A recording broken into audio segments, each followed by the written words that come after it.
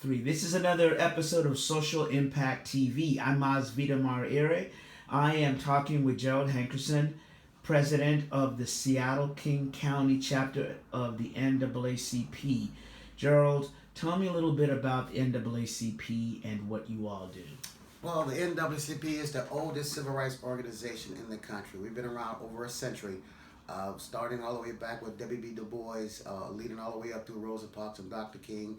And now we are just fight civil rights all around the country to fight against the inequities that all of our system is designed to oppress our people, and those are the systems that we fight. So, is there a need for that now with all the laws for equality? That's a greater need for it now than even before, considering the fact that just because the equality laws doesn't necessarily mean that we have an equal rights here. I would love to someday work myself out of this role, but unfortunately we live in a system right now that's getting worse more better than it's getting better, particularly now that we got 45 at the helm. So I don't know what laws is supposed to address with equality. The work that we do impact those need for those laws to make sure that people are protected under the law. But just because, as we learned in this country, just because there's a law that passed does not mean it's being enforced. So are you enforcing the law or defending the laws, or it just depends on the individual case? It depends on the individual case. Case for an example like Rosa Parks. It took a woman refusing to give up her seat to a white man to actually start the civil rights movement that changed the law that allowed black people to be able to sit at the front of the bus rather than the back of the bus. It took a NAACP civil rights attorney and Thurgood Marshall to fight against the system that allowed people to start integrating our schools. So we don't necessarily create laws, but what we do is show how laws have been systematically impacted people of color, and we fight against those systems, whether it be legislative action or political action or whatever it takes, take to the streets, because some of these laws are systematically designed to keep our people impressed. Comprehensive organization that is there for all people. How did you get involved? What was your luring for you? I got involved, I grew up knowing about the NAACP because I was a kid that grew up in the South. But I moved to the Pacific Northwest as a teenager about 30 years ago, to meet my mother for the first time, who had left Georgia. But while I was here, I got convicted of a crime I didn't commit, spent 2.5 decades in prison, which the NAACP eventually learned and came up there to help me to be released from prison. And I'm the first man to this day, the first man in the history of Washington to ever walk out of prison after being sentenced to die.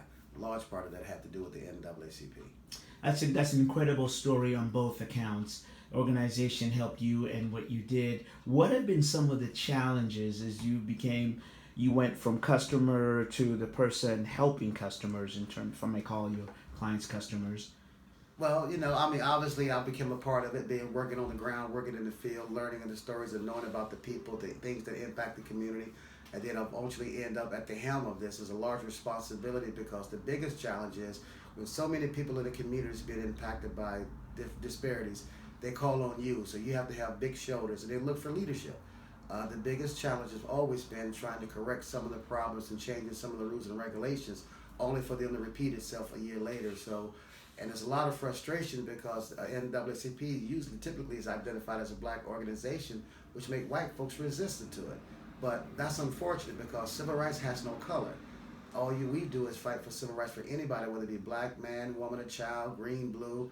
Those are the things that we can collectively unify our efforts in changing some of these systems that oppress our people. We'd have been a lot further along than we have by now. If injustice continues and will continue, what are some of the things that people can do now, this very moment as they watch, or in the future, to help with this incredible fight for justice? Well, first of all, get involved. Get off the couches and get involved. Get in the street. But the most important thing you can do is vote. The foundation of the NAACP principle was based on the virtue of every person having a right to vote. This is what Dr. King fought against. This is what he fought for. And now that we've gotten that right, most people don't even practice it. And the fact that we knew that we got a new president in this country, and over 90 million people did not even vote, that's offensive to people like me, people in this floor row, because most important right you have in your life is the right to vote. But if you did not vote, you shouldn't. Your voice don't count. But those are the ways people get involved. And when you see discrimination exists anywhere anywhere in the world, you got to call it out. You can't just sit by and say it's okay because it didn't happen to me. We're looking at police brutality with unjustified shootings is going down all around the country, but we justified saying that because the police got a tough job. But what about all the mothers who have lost their son and their daughters at the hands of police abuse?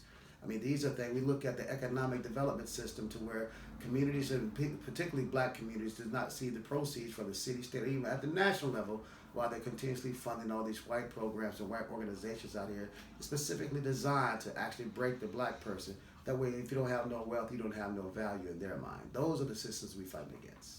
Gerald Hankerson, NAACP President for the Seattle King County Chapter. Thank you for you and your organization, all that you do. For Social Impact, I'm Vida Mara Ere.